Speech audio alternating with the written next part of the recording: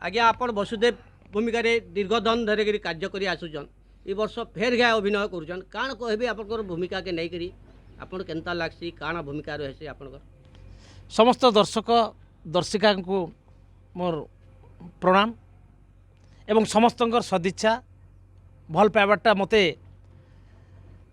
2022 मसीहा जितेबले बरगढ़ विश्व प्रसिद्ध धनुयात्रा रे चयन प्रक्रिया होता से समय मुझे आ प्रथम थर लगी चयन प्रक्रिया रे सामिल होती आ से प्रभु विश्वनियंता से विष्णुकर आशीर्वाद मोर उपरे होता आ 2022 2023 2024 3 वर्ष धरी लगातार मुझे से श्रीकृष्ण बापा वसुदेव भूमिका अवतीर्ण होती प्रथम थर करी सेटा मोर गोटे अनुभूति थिला तथापि बहुत परिश्रम करी आउ चेष्टा करी एवं समस्त दर्शक दर्शिका बहुत स्नेह पाइली श्रद्धा पाइली भल पाइबाटा पाइली आउ मोर निपुण अभिनय भी समस्ते आदृत है आउ परवर्ती जितेबाला 2025 मसीह फिर चयन प्रक्रिया आरंभ है से समय जितेबाला मोर परिवार मोर बापा माँ मोर स्त्री मोर पुआ दुईटा नित्यानंद निवेदन समस्त से बापा आउ थे आम चयन प्रक्रिया के जिमा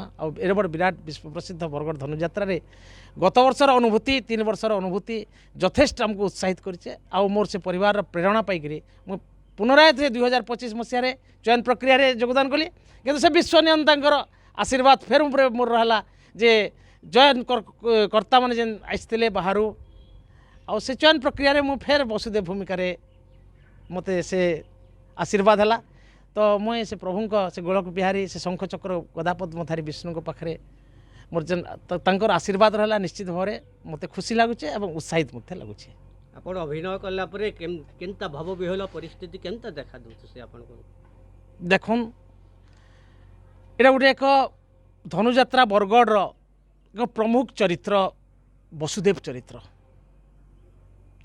जेतेबेले वसुदेव भूमिका मोर संगे तो मोर 30 जन प्रतिद्वंदी थिले ए वर्ष 2025 रे तो ये जेन वसुदेव चरित्रटा कारुण्य उपरे चरित्र जे तार प्रारंभिक कार्यक्रम के आम जब देखमा जे जेतेबेले देवकी वसुदेव विवाह हो कंस अनुपस्थित रे उग्रसेन विवाह कर दीचन आई समय जो कंसर प्रवेश होचन आउ से भौणी के अति स्नेह करते देवकी को तो तांकर अनुपस्थित रे वसुदेव देवकी विवाह कर माने खुशी नहीं हेले बापा कथा रक्षा करी जिते बापा कहले जे ठीक अच्छी कंस आउ तोर अनुपस्थित रे विवाह लग्न जदि मुई नहीं करी तेबेले सबुदिन देवकी अबिहारी माने माने बाड़ुआ रही जाइथिता तो जहाँ भी हो तोर लगी मुझे सुविधा तोर जो अली अली कन्या को जेन भल पाऊलु तु ये पाटपाली के सजा अच्छे हीरा नीला मोती माणिक्य सजाइचे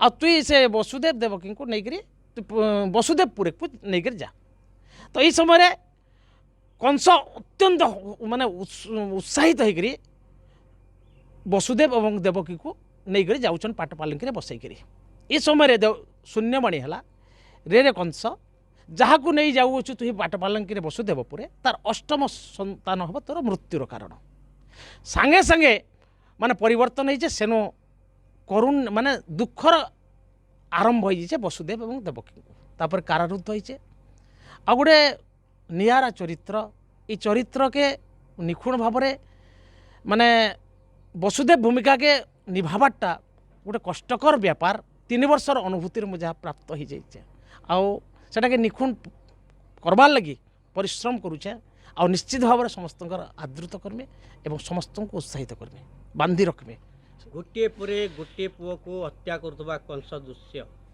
आपन को केमिति मर्माहत करूथला देखंतु जेतेबेले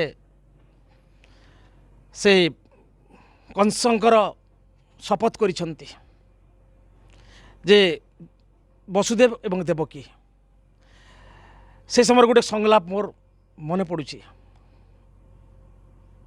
साक्षी रखी अनंत आकाश साक्षी रखी इंद्र चंद्र वरुण कुबेर साक्षी रखी 10 दिगपाल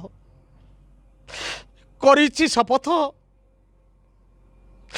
मोरी औरसरु समस्त संतान देवकी गर्भरु समस्त संतान को अर्पण करी मुई କଂସଙ୍କର ହସ୍ତେ ବିଧିର ନିର୍ଦ୍ଦେଶକୁ କରି ମୁଁ ପାଳନ ଗୋଟି ଗୋଟି କରି ଶଳାପୁତ୍ର ଅର୍ପଣ କରିଲି ମୁଁ ଏ କଂସାସୁର ହସ୍ତେ। ଆଉ ବେନି ନୟନରେ ଦେଖିଲି ମୁଁ ଶଳାପୁତ୍ରର ବିଭତ୍ସ ନିଧନ। ଆଉ ସପ୍ତମ ପୁତ୍ର ଯେ ମୋର ହୋଇଲା ଅଦୃଶ୍ୟ। ହେ ବିଶ୍ୱ ନିୟନ୍ତା, ଏ କି ତୋର ବିଚାର, ଏ କି ତୋର ବିଚାର। ମୋରି ଔରସେ ଜାତ ସମସ୍ତ ସନ୍ତାନକୁ ଦର୍ପଣ ଶିଳାରେ କଚାଡ଼ି ମାରିଛି ସେହି ବୀର କଂସାସୁର। ଏକ ଏଇ ସଂଳାପଟା ତ ସଂଳାପ ନିଶ୍ଚିତ ଭାବରେ ଆହୁରି ଅନେକ ସଂଳାପ ରହିଛି ଯୋଡ଼ି ହେଇ। ଆଉ ସେଇଟା ହୃଦୟର ସହିତ ମୁଁ ସେଦିନଟା ଭାବେ ମୁଁ ନିଜେ ସ୍ୱୟଂ ବସୁଦେବ ଏ ଚିନ୍ତା କରି ମୁଁ ସଂଳାପ ସ୍ୱରଚିତ ସଂଳାପ ମୁଁ ଆମର ତ ବରଗଡ଼ ଧନୁଯାତ୍ରାର ସ୍କ୍ରିପ୍ଟଲେସ୍ ବୋଲିକି ସେଇଟା ବିଶ୍ୱ ପ୍ରସିଦ୍ଧ ହେଇଛି। ତ ନିଜର ସଂଳାପ ସ୍ୱରଚିତ ସଂଳାପ ଆହୁରି ରହିଛି।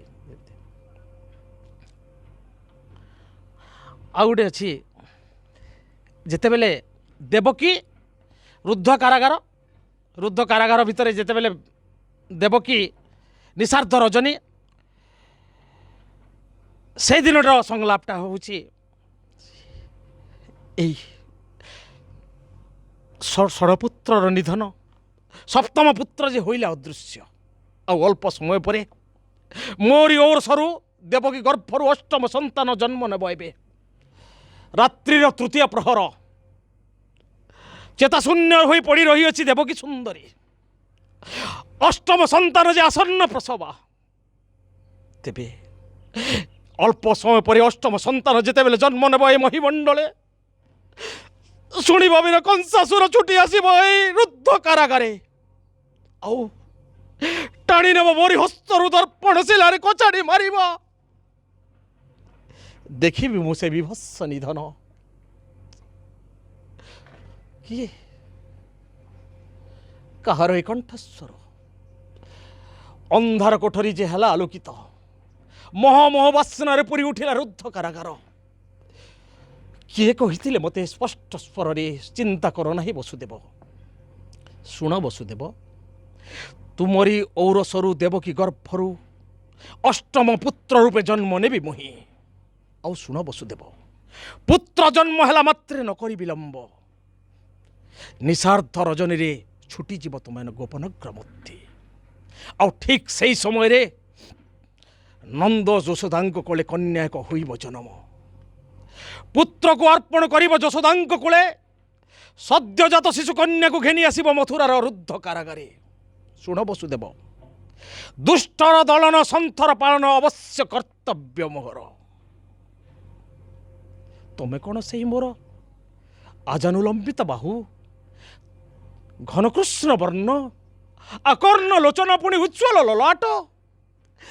କିଏ ତମେ କ'ଣ ସେହି ମୋର ଶଙ୍ଖ ଚକ୍ର ଗଦା ପଦ୍ମଧାରୀ ବିଷ୍ଣୁ? ଅଷ୍ଟମ ପୁତ୍ର ରୂପେ ମୋର ହୋଇବ ଜନମ। ହେ ବିଶ୍ୱନିୟନ୍ତା, ତମ ଇଚ୍ଛାକୁ କରିବାକୁ ପୂର୍ଣ୍ଣ। ନିଶାର୍ଦ୍ଧ ରଜନୀରେ ପୁତ୍ର ଜନ୍ମ ହେଲା ମାତ୍ରେ ଯମୁନା ଦୁଇ କୂଳ ଖାଉଥିଲେ ମଧ୍ୟ ବର୍ଷଣ ମୁଖରିତ ରଜନୀରେ ତବ ଇଚ୍ଛା କରିବାକୁ ପୂର୍ଣ୍ଣ। ସଦ୍ୟଜାତ ଶିଶୁ ପୁତ୍ରକୁ ଘେନିଯିବି ମୁହିଁ ମଥୁରା ନଗରୀ, ଏବଂ ସଦ୍ୟଜାତ ଶିଶୁ କନ୍ୟାକୁ ଘେନି ଆସିବି ପୁହିଁ ମଥୁରାର ରୁଦ୍ଧ କାରାଗାରେ।